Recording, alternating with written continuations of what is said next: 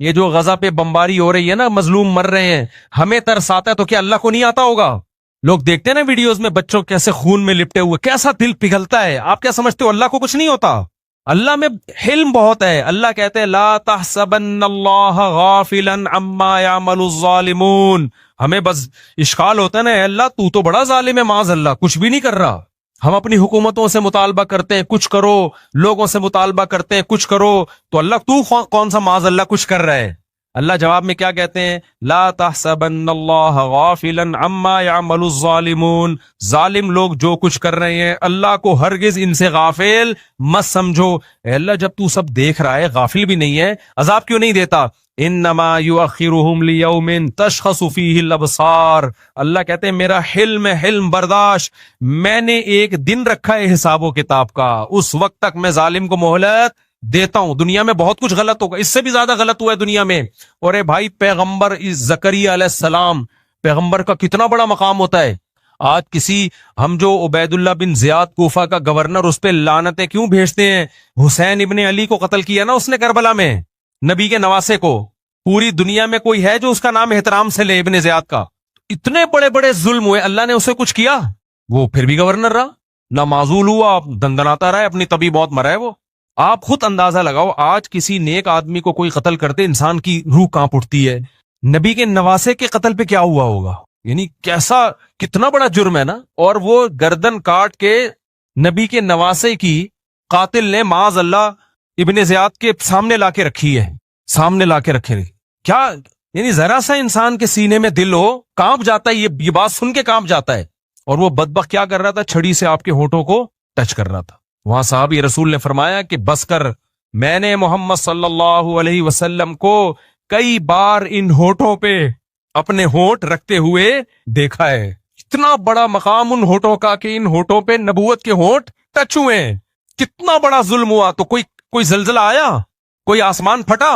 بولو نا، کچھ بھی نہیں ہوا. کیوں؟ یہ آیت بار بار ہمیں تسلی دیتی ہے، لا تحسبن اللہ غافلا. اللہ کہتے ہیں اللہ کو غافل مت سمجھو، اللہ میں حلم میں برداشت ہے.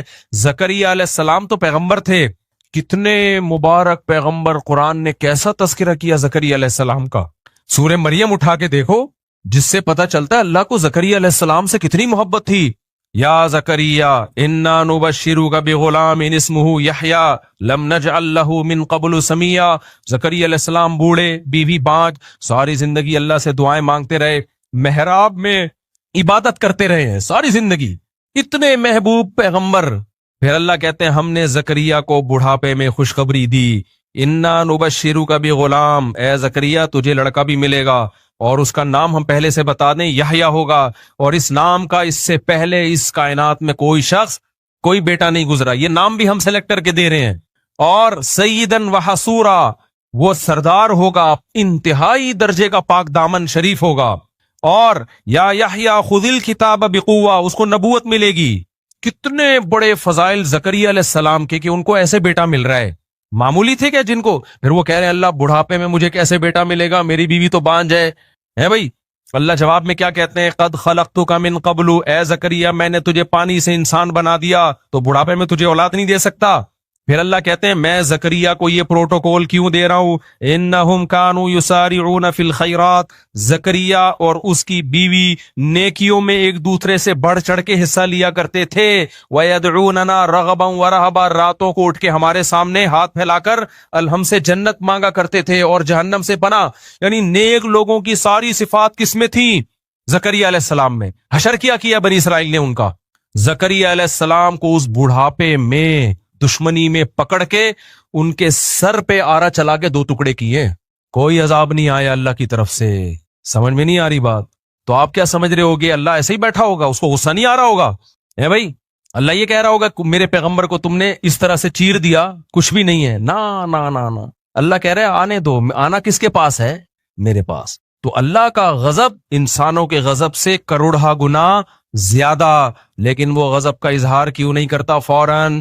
کیونکہ اس کا حلم یعنی اس کی برداشت انسانوں کی برداشت سے کروڑا گنا زیادہ. تو اللہ نے اپنے غضب کے اظہار کے لیے جہنم کی آگ بنائی ہے. اسی سے یہ بھی پتہ چل گیا کہ اللہ نے آخرت میں اتنا سخت عذاب کیوں رکھا ہے.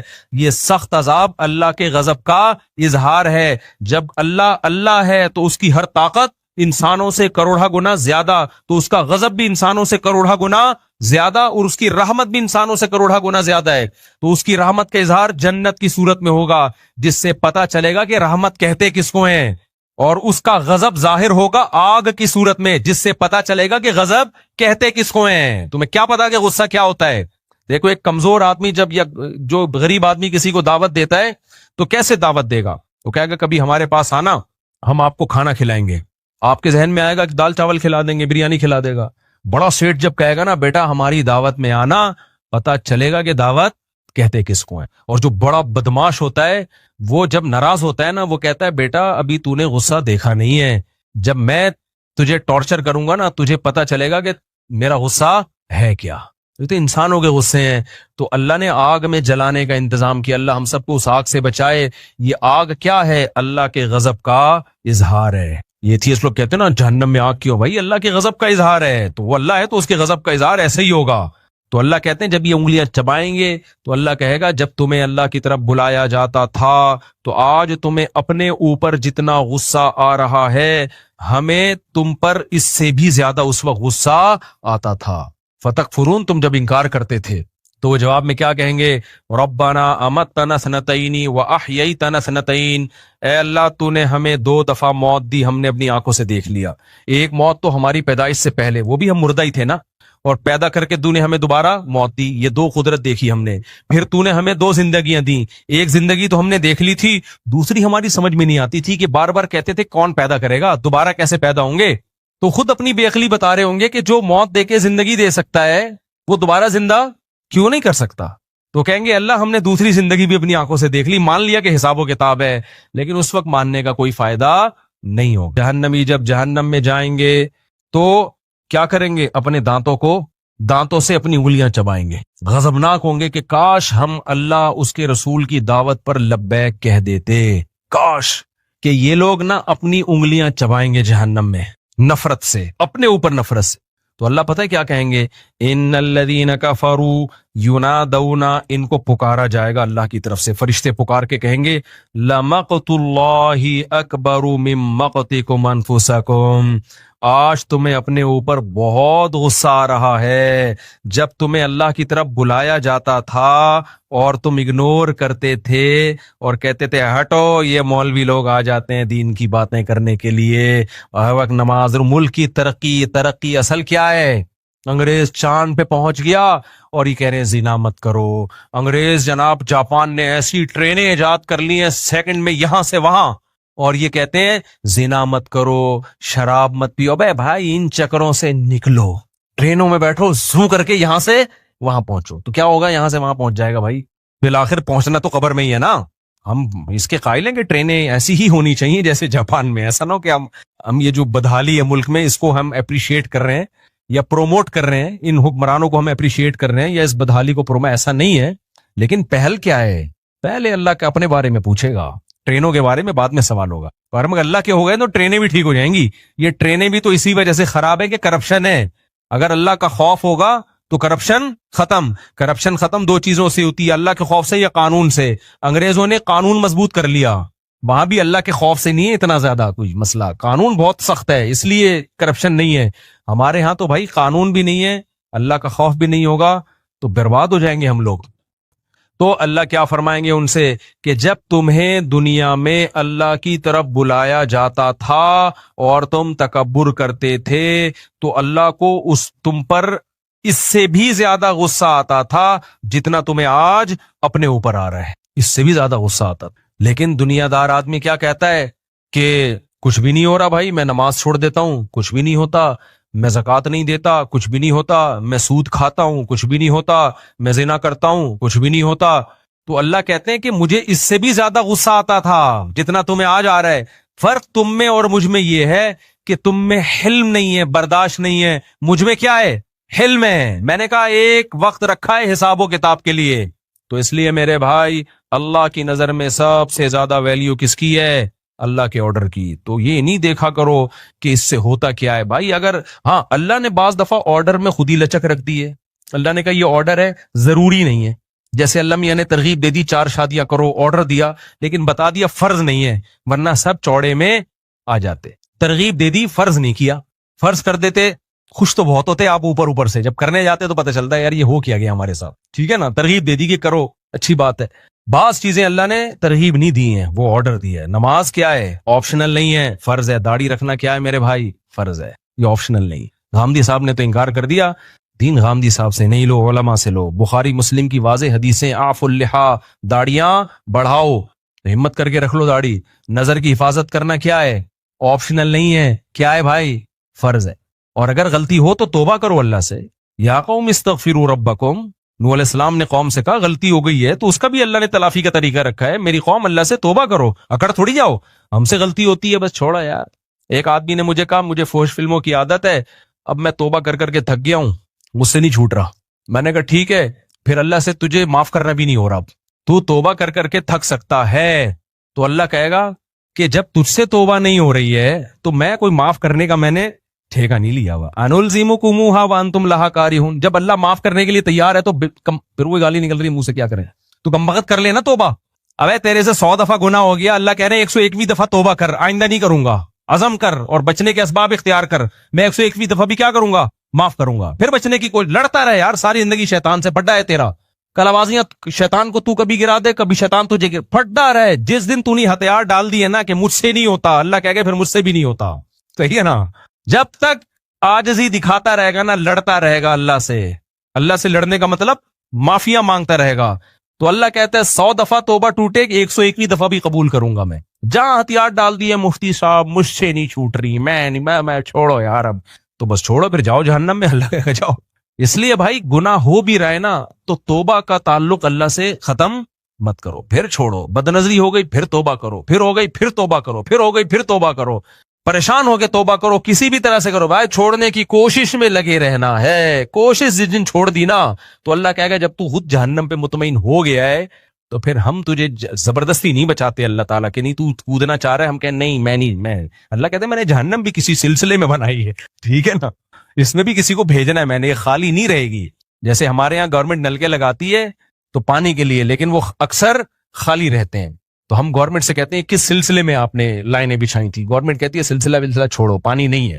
تو اللہ کیا ہے ایسی دھاندلی نہیں ہے کہ اللہ جہنم بنا دے اور کہ جائے گا اس میں کوئی بھی نہیں. بنائی ہے اللہ کو پتا تھا اس کو بھروں گا میں انسانوں سے اور جنات سے. اسی طرح اللہ نے جنت بنائی اور اس میں بھی بہت سارے لوگ جائیں گے، 2-4 آدمی نہیں جائیں گے. 2-4 اسکالر کہتے ہیں کہ ہم ہی جائیں گے، ایسا دین پیش کرتے ہیں کہ یہی ہے، باقی سارے گھاس کھا رہے تھے. ایسا نہیں ہے بھائی، جنت میں بھی بہت بڑی تعداد میں لوگ جائیں گے. اگر یہ سارے گمراہ ہوتے، یہ سارے علماء صلحاء حنفی مالکی شافعی 99% تو یہی ہیں، حنفی مالکی شافعی حنبلی، باقی 1% ہیں جو کسی فقہ کو فالو نہیں کرتے. تو اگر وہ ٹھیک ہیں، یہ سارے غلط ہیں، تو پھر تو جنت میں کون جائے گا بھائی؟ 4-6 آدمی جائیں گے میرا خیال ہے. تو اس لیے یہ ٹائم ہی کا پتہ نہیں چل رہا مجھے یار. تو نماز تو اچھا 9 بجے ہے، میں سمجھ رہا ہوں، شکر ہے. تو بس ختم کر رہا ہوں میں. تو میں ٹاپک کہاں سے لے کے چلا تھا کدھر نکل گیا میرے بھائی. اس لیے کہاں سے ہم چلے تھے، وہ جو قرآن کی آیت پڑھی تھی نا کہ اصل تو اللہ نے نافرمانی کی یہ برائی ہر جگہ اللہ نے بتائی ہے کہ جو مذہب کو نہیں مانتے خوشیوں میں اترانے لگتے ہیں اور غموں میں وہ ہاتھ پاؤں ان کے مایوسی ہوتے ہیں. فیئوس قنوط، مایوس ہو جاتے ہیں. تو خوشیوں میں اترانا نہیں ہے. نعمت ملے اللہ کی بھیک سمجھنا ہے. کیا سمجھنا ہے؟ بھیک. اللہ کا شکر ادا کرنا ہے، گناہوں سے اور دور ہونے کی کوشش کرنا ہے. اپنے غریب رشتہ داروں کو گھٹیا نہیں سمجھنا، ان سے تعلق ختم نہیں کرنا. اور جب پریشانی آئے تو بوکھلانا نہیں ہے. کیا کہنا ہے؟ انا للہ و انا الیہ راجعون. ہم اللہ کے لیے اور ہم نے لوٹ کے کس کی طرف جانا ہے بھائی؟ اللہ کی طرف جانا ہے. صبر کرنا ہے، اس پہ بوکھلانا نہیں ہے بھائی. جو مقدر میں تھا ہو گیا. اور ہمیں تو ویسے بھی پریشانیوں میں اس لیے جزا فضا کی اجازت نہیں ہے کہ ہم کون سا اتنے نیک ہیں کہ اللہ میاں سارے چیزیں ہماری سیٹ کر کے چلائے. یا تو ہم سارے بالکل چھٹ چل رہے ہوتے نا، ایک کام تو ہم کرتے نہیں اللہ کے کہنے پہ. پریشانی آتی ہے تو پھر اللہ سے شکایت، یہ کیوں ہو رہا ہے میرے ساتھ؟ تو بھائی تم کون سا ٹھیک چل رہے ہو؟ تو پریشانی میں صبر کرنا ہے، خوشیوں میں آپے سے باہر نہیں ہونا. یہ اللہ اس کے رسول صلی اللہ علیہ وسلم کا حکم ہے. جو نیک لوگ ہیں، دین پہ چلنے والے لوگ ہیں، ان کو صبر کی توفیق ملتی ہے. اب وہ ہیں کون لوگ؟ یہ صفات پیدا کیسے ہوں گی یہ انشاءاللہ اگلے بیان میں. اب آگے بھی چلنا ہے نا, اسی آیت پہ تو نہیں ہم نے امام مہدی کا انتظار کرنا ہے, آگے بھی چلیں گے ہم تو انشاءاللہ اگلے ہفتے پھر میں اس آیت کا اگلا حصہ بیان. یہ اصل میں ہے اتنا اہم حصہ نا کہ اگر پوری زندگی بھی اسی آیت کو بتاتے بتاتے گزر جائے تو اس کا حق ادا نہیں ہو سکتا. اس میں اتنی زبردست اللہ تعالیٰ نے انسان کی ساری برائیوں اور فسادات کی جڑ ہی یہ چیز ہے کہ خوشی میں اترانا اور غموں میں بے صبرا, یہ سارے جڑ ہی یہی ہے. اگر برداشت ہوگی نا تو یہ سب کچھ نہیں ہوگا. تو تھوڑے سے پیسے آتے ہیں تو اسٹائل ہی چینج ہو جاتا ہے, اور جب جاتے ہیں تو خودکشیوں کے خیالات آنا شروع ہو جاتے ہیں. کھوئے مسافر خانہ ہے یار, ٹرین میں جا رہے ہو, کبھی جگہ ملتی ہے کبھی نہیں ملتی, کبھی بس میں جگہ مل جاتی ہے کبھی جگہ نہیں ملتی. سفر ہے, مسافر خانہ ہے, کوئی رہنے کی جگہ تھوڑی ہے. اصل کیا ہے بھائی, اللہ کے حکم کو راضی کرنا ہے تو جنت کی صورت میں کامیابی ملے گی آخرت میں, وہ اصل ہے, اور جہنم کی صورت میں ناکامی ہوگی, وہ ناکامی کیا ہے, اصل ہے, اس سے بچنے کی کوشش کرو. تو زکریا علیہ السلام کے بارے میں آتا ہے اسی کی دعائیں مانگا کرتے تھے. اللہ تعالی ہمیں سمجھنے کی عمل کی توفیق عطا فرمائے. نماز کے بعد تھوڑی دیر مسائل کا سیشن ہوگا, جو لوگ بیٹھنا